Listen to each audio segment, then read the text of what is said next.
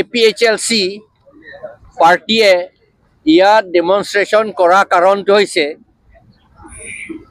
6th schedule area বুলি ক'লে এইটো ট্ৰাইবেল এৰিয়া বুলি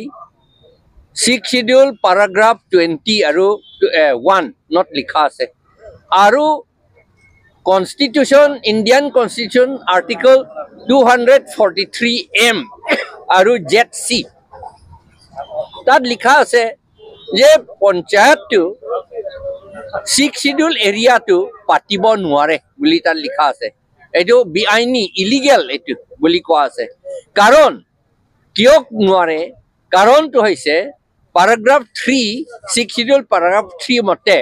EFG ক্লজ তাত আছে সেইটো মতে আৰু paragraph 2 sub paragraph 7 মতে আমি আমাৰ নিজৰ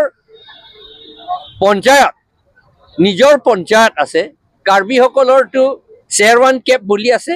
ডিমাছা সকলৰ ৰাজি নাইচখো বুলি আছে গাৰো সকলৰ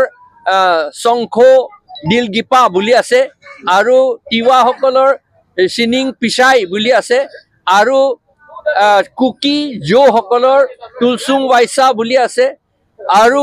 ৰেংমা নাগা সকলৰ নজাং ত্ৰিপুনিউ সংসাদৱেন বুলি আছে আৰু শ্যাম সকলৰ মুকপাম হুম চহুবান বুলি আছে আৰু খাচী সকলৰ দৰবাৰ স্নং আছে এইবিলাকহে ইলেকশ্যন পাতিব লাগে বুলি কৈছে এইটো পঞ্চায়তৰ হলনি এইটো পঞ্চায়তটো কনষ্টিটিউশ্যন পাৰ্ট 9 মতে লিখা আছে আৰু এই যে আমাৰ নিজৰ পঞ্চায়ত কৰিব পাৰে বুলিটো আৰ্টিকল 243 ক্লজ D তাতে লিখা আছে তাত কৈছে আপোনালোকৰ পঞ্চায়ত বাই হোৱাট এভাৰ নেম কল বুলি যিকোনো নামত হলেও পঞ্চায়ত হয় সেইটো আপোনালোকে কৰিব লাগে বুলি কৈছে আৰু এটা ডাঙৰ কথা হৈছে এই পঞ্চায়ত পাতাটো এনেই নহয় এইটো মিনিংটো বহুত লিগেল কথা এইটো ল কথা সেইকাৰণে পঞ্চায়ত ইয়াত কৰিব নোৱাৰে এইটো ট্ৰাইবেল এৰিয়া বুলি ক'লে আৰু এতিয়া কৰি দিছে তাৰ মানে এইটো ট্ৰাইবেল এৰিয়া নহয়